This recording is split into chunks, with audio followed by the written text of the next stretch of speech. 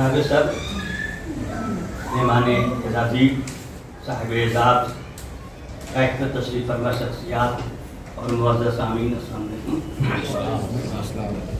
आपने प्रोफेसर खालिद महमूद साहब के ताल्लुक़ से कई बहुत उम्दा चीज़ें समाअत फरमाई। पता नहीं क्यों मैं इनसे ऐसा कल्बी ताल्लुक़ महसूस करता हूँ कि मैंने इन पे 4-5 मज़ामीन लिखे हैं जो मुख्तलिफ़ रसाइल में शाया। अभी जिस कलमी साके का जिक्र हुआ, जिस अंदाज में शेख अयूब साहब ने लिखा, मैंने भी लिखा था, उतना अच्छा तो नहीं है लेकिन वो 20वीं सदी में शाया हुआ था। लेकिन इस मौके के लिए मैंने एक दूसरा गैर मुक़फ़्फ़ा मुसज्जा खाका लिखा है जो यहाँ मैं पेश कर रहा हूँ। हालांकि असल खाके निगार हमारे यहाँ मौजूद हैं प्रोफेसर इब्ने कमल साहब। इब्ने कमल साहब नफ्से मज़मून है, ये मेरा जो खाका ये तमहीद है, लेकिन इस तमहीद में मैंने क्या नुस्खा निकाला है इस पर भी आप लोग गौर फरमाएं। एक जलीलुल क़द्र सहाबी गुजरे हैं हज़रत खालिद बिन वलीद, इंतहाई जली और शहीद। मुशर्रफ इस्लाम होने से कब्ल उनकी तलवार ने मुसलमानों का बड़ा जानी नुकसान किया, लेकिन जब वो दायरे इस्लाम में दाखिल हुए तो उन्होंने मुशरिकीन की पुश्तों के पुश्ते लगाए। उन्हें सैफुल्लाह यानी अल्लाह की तलवार कहा जाता है। एक बहादुर हुक्मरान गुजरे हैं महमूद गज़नवी। उनके बारे में कहा जाता है कि उन्होंने बड़ी फतूहात हासिल की और बहुत कुछ सीखने की थी। उनका एक गुलाम था अयास। अल्लामा इकबाल ने अपनी मारका नज़्म शिकवा में ये लिखकर एक ही सफ में खड़े हो गए महमूद अयाज, न कोई बंदा रहा और न कोई बंदा नवाज, उर्दू दुनिया में अयाज को अमर कर दिया। लेकिन उनसे भी पहले मौलाना रूम अपनी मसनवी में उनकी हकायत लिखकर उन्हें शोहरत दवाम बख्श चुके थे। कहते हैं कि नाम का असर शख्सियत पर पड़ता है। अब अगर किसी का नाम इन दो शोहरा आफाक हस्तियों के नामों को मिलाकर खालिद महमूद रखा जाए तो भला बताइए उस शख्सियत का क्या रंग होगा। हालांकि यहाँ जनाब खुद को शख्सियत मानने से इनकार करते हैं, लेकिन ज़रा सोचिए कि जिस शख्स को नजीब जंग जैसा दबंग आदमी अपना उस्ताद कहे तो भला हम उस शख्स को शख्सियत ना माने तो क्या माने। इन्होंने लोगों पर ऐसा जादू चलाया है कि तकरीबन 100 कलमकारों ने इनकी ज़ातो खिदमात पर मज़ामीन नौ के अंबार लगा दिए हैं और उन खरीदारान यूसुफ में ये नाचीज़ भी शामिल है और ये सोच के शामिल हुआ है कि मद्दाहान खालिद का जिक्र आएगा तो किसी की ज़बान पर मेरा भी नाम आ जाएगा। प्रोफेसर खालिद महमूद के हाथ में भी एक तलवार है, लेकिन वो बशक्ले सैफ नहीं, बशक्ले कलम है। उन्होंने इस तलवार से मुनकिरीन अदब के पुश्तों के पुश्ते लगाए और अदब में रवा नारवा रवायतों के जाने कितने बुतों को पाश पाश किया है महमूद गज़नवी। अब ये तो हमें नहीं मालूम कि इन्होंने अयाज नामी को गुलाम भी पाल रखा है, लेकिन इतना तो जानते हैं इन्होंने मुखलिस दोस्तों की एक फौज जफर मौज जरूर बना रखी है जिसको ये लज्जत कामो दहन की आजमाइश में मुसलसल गिरफ्तार करते रहते हैं और इस आजमाइश में आपकी अहलिया मुहतरमा भी शरीक रहती हैं। हाँ, अयाज की बात तो रह गई, कभी किसी वक्त इनके साथ नमाज़े बाजमात के लिए खड़ा होना पड़ेगा और कनखियों से देखना पड़ेगा कि इनके बराबर में कौन खड़ा है, बस उसी को हम अयाज मान लेंगे। यहाँ दखल दर माकूलात के तौर पर पाकिस्तान के तंज़ो मदार निगार अनवर मकसूद के एक ख्याली खत की याद आ गई जिसमें उन्होंने जन्नत में महमूद अयाज की नमाज की मंजरकशी की है। महमूद अयाज वो कहते हैं कि जब अयाज महमूद बादशाह के बराबर में खड़े हुए तो बादशाह ने कहा कि अयाज तुम मेरे गुलाम हो, मेरे पास नहीं खड़े हो सकते, पीछे जाओ। किसी ने टोका कि जरा जोर से बोलिए ताकि अखबार भी सुन लें। उन्होंने जोर से कहा कि अयाज तुम मेरे गुलाम हो, तुम मेरे पास नहीं खड़े हो सकते, पीछे जाओ। इस बार इकबाल ने सुन लिया। इकबाल ने कहा कि नहीं, अयाज वहीं खड़े होंगे, मैंने कह दिया है कि एक ही सब पे खड़े हो गए महमूद अयाज, ना कोई बंदा रहा हो ना कोई बंदा नवाज। बादशाह ने जवाब दिया कि वो तो तुम्हें बंदा नवाज का काफिया नहीं मिल रहा था, इसलिए तुमने अयाज का काफिया मिला दिया। तो साहिबो हाजिर के महमूद के अयाज की हमारी तलाश की महज तलाशे ना तमाम बनकर रह जाने का खतरा है, क्योंकि मुमकिन है कि ये महमूद भी अपने अयाज को अपने पास खड़ा ना होने देते हो कि मुबादा राज फाश हो जाए। प्रोफेसर खालिद महमूद के कई रंग हैं, कई रूप हैं। ये उस्ताद हैं, अदीब व नक्काब हैं, सफ़रनामा निगार हैं, तंज़ो मदार निगार हैं, खाका निगार हैं, शायर हैं, मुंतज़िम हैं, दोस्त नवाज हैं और जाने क्या क्या है। इनकी ज़ंबील में 2 दर्जन से ज़ायद किताबों का ख़जाना है। इस अहदे पीरी में भी, हालांकि ये खुद को पीरदाना भी नहीं मानते, कलमो किरतास से इनका वैसे ही रिश्ता कायम है जैसे कि आलम शबाब में था। अब मैंने जो दावे किए हैं उनकी दलील में मुझे कुछ कहना भी पड़ेगा, सो मैं इन्हीं की तख्लीकात में से कुछ मिसालें पेश करूंगा।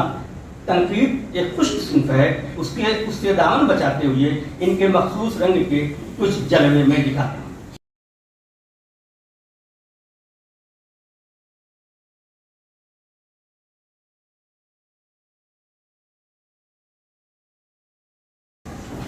प्रोफेसर खालिद महमूद को खाका निगारी में कमाल हासिल है। अगर किसी का खाका खींचने पर आ जाए तो उसे दुनिया का खूबसूरत तरीन शख्स बना दे, और खाका उड़ाने पे आ जाए तो उसे खाक में मिला दे।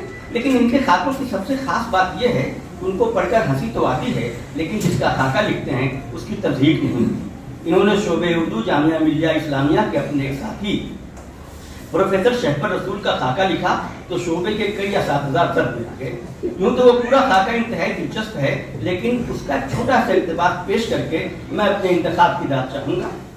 तो लिखते हैं कि शहपर रसूल सफ़र व हज़र दोनों के अच्छे साथी हैं। सफ़र उनके साथ खुशगवार हो जाता है। हम सफ़रों में शोबे उर्दू के दूसरे रफ़्का खुसूसन प्रोफेसर शहजाद अंजुम, डॉक्टर सोहेल अहमद फारूकी और डॉक्टर नदीम अहमद लोग तो क्या कहना, नदीम हंसने के काम आते हैं। उम्र में छोटे हैं, इसलिए उनसे ज्यादा तवक्को भी नहीं किया। वो बड़ों का बहुत अदब करते हैं, कहते हैं कि पासे अदब उर्दू अदब से बड़ी चीज है। सोहेल फारूकी उर्दू के अलावा अरबी और अंग्रेजी में भी खूब जानते हैं, लेकिन नामहरम गुफ्तगू उर्दू ही में करते हैं। ये आगे में लिखा है, और नामहरम गुफ्तगू सिर्फ उर्दू ही में करते हैं, और इस गुफ्तगू में अपना सानी नहीं रखते। हंसने से पहले तबस्सुम को चबाते हैं, फिर हंसते हैं। शहजाद अंजुम के उस्ताद हैं, मगर वो इसे तस्लीम नहीं करते, जो कुर्बे क़यामत की अलामत है। अब इन्होंने सोहेल फारूकी और शहजाद अंजुम के दरमियान छेड़छाड़ के रिश्ते को वाज़ेह करने के लिए हजरत गालिब के शेर से उनकी इजाजत के बगैर छेड़खानी कर दी। आप लोगों ने तो गालिब का वो शेर सुना ही होगा कि फिर देखिए अंदाज़े गुलब शानी गुफ्तार, रख दे कोई पैमान हो साहिबा मेरे आगे। लेकिन इन्होंने उसमें सिर्फ एक लफ्ज़ की तब्दीली करके उसे क्या से क्या बना दिया। कहते हैं कि शहजाद अंजुम की मौजूदगी से सोहेल फारूकी की गुलबशानियों में रवानी आ जाती है। खुद फरमाते हैं कि फिर देखिए अंदाज़े गुलबशानी गुफ्तार, रख दे कोई शहजाद अंजुम मेरे आगे। अब शहजाद अंजुम रख देने से जो नशा पैदा हुआ है वो पैमान हो साहिबा में कहा। खालिद महमूद के मुताबिक गालिब ने तहरीर करके पहले कह लिया था, दाद मिल रही है। अच्छा, ये बहुत मासूम दाद है। खालिद महमूद के मुताबिक गालिब ने इस शेर में तहरीफ करके पहले कह लिया था, मगर असलन ये सोहेल फारूकी का शेर है। फिर आगे कहते हैं कि शहजाद अंजुम का सोहेल फारूकी से वही ताल्लुक है जो ईद उल अज़हा में एक मुसलमान का सुन्नत इब्राहिम से। भोपाल के बुजुर्ग सहाफ़ी आरिफ अजीज के खाके में लिखते हैं कि आरिफ अजीज साहब का चेहरा रोशन किताब है। मजीद गौर कीजिए तो चेहरे पर ऐसी शादाबी, ऐसी जाज़िबियत, ऐसी सुर्खी महल सफेदी, ऐसी फरिश्तों जैसी दाढ़ी, हिलमा जैसी आंखें और मुस्कुराहट, बस मुस्कुराहट करना पूछिए। इसकी मिसाल पर बेखफा में है। मैं उसको समझने समझाने के लिए कोई नज़ीर तलाश कर रहा हूँ। बहुत गौर और खौफ के बाद फरिश्तों पर निगाह ठेरी थी, मगर मुझे नहीं मालूम कि फरिश्तों को मुस्कुराने की इजाज़त है या नहीं। इतना इल्म ज़रूर है कि फरिश्ते हर किस्म के जज्बात से आई अल्लाह मियाँ के रोबोट हैं, और क्योंकि हंसने रोने का ताल्लुक जज्बात व एहसास से है, इसलिए जवाब साफ है कि फरिश्तों को मुस्कुराने की इजाज़त नहीं, बल्कि सही लफ्ज़ों में सलाहियत ही नहीं। काश होती, मगर क्या किया जाए कि हज़ारों ख्वाहिशें ऐसी कि हर ख्वाहिश में दम निकले। बस 2-3 मिनट और। खालिद महमूद तर्जुमदा निगार और बदला संज होने के साथ साथ हाजिर जवाब और फकरेबाज भी हैं। जब भी इनके साथ उठने बैठने या कहीं आने जाने का इत्तेफाक होता है तो मैं बस इनके फिक्रों से लुत्फ़अंदोज़ होता रहता हूँ। एक बार मौलाना आज़ाद की यौम पैदाइश पर ITU के मकाम पर वाक़ई आज़ाद भवन में मुनक़दा प्रोग्राम के इख्तिताम पर हम दोनों कार के इंतज़ार में खड़े थे। एक नौजवान आया और उसने कहा कि सर, जामिया के शोबे उर्दू में मेरा फलां काम है, आप करा दीजिए। आपने कहा कि अब मैं शोबे में नहीं हूँ, रिटायर हो गया हूँ। उस नौजवान ने बिना सोचे समझे कह दिया, अरे सर, हमारा हाथी की सवालात का होता है। अब तो साहब खालिद महमूद साहब कहाँ चूकने वाले थे। इनकी रगे ज़राफ़त फड़क उठी। इन्होंने बरजस्ता कहा, अरे भाई, अभी मैं मरा नहीं हूँ। मेरी तो बेसाख्ता हंसी छूट गई, मगर वो बेचारा मुहावरे की बेनतीजा ताबीर करने लगा। ऐसे ही एक बार गालिब एकेडमी में एक प्रोग्राम के बाद हम लोग निकल रहे थे। ایک طالبہ نے جو شاید پی ایچ ڈی کر رہی تھی آ کر سلام کیا. آپ نے کسی شخص کے بارے میں پوچھا کہ فلاں صاحب نہیں آئے؟ طالبہ نے کہا کہ ہاں ان کو آنا تھا مگر نہیں آ سکے. آپ نے پوچھا کیا کر رہے ہیں وہ؟ اس نے ایک ایسے ادیب و نقاد کا نام لے کر جن کا ادبی قد کوئی بڑا نہیں تھا کہا کہ وہ ان پر پی ایچ ڈی کر رہے ہیں.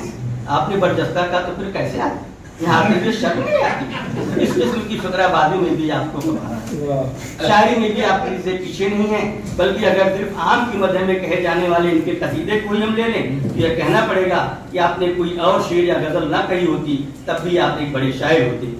اس نظم میں نظم طویل اس لیے میں نہیں پڑھوں گا. اس نظم میں خالد محمود صاحب کا فن اپنے عروج میں.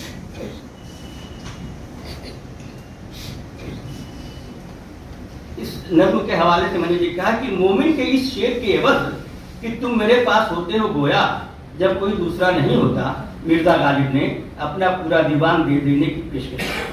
میں سمجھتا ہوں کہ اگر آج مومن خواہ مومن زندہ ہوتے تو اس نظم کے عوض اپنا پورا دیوان.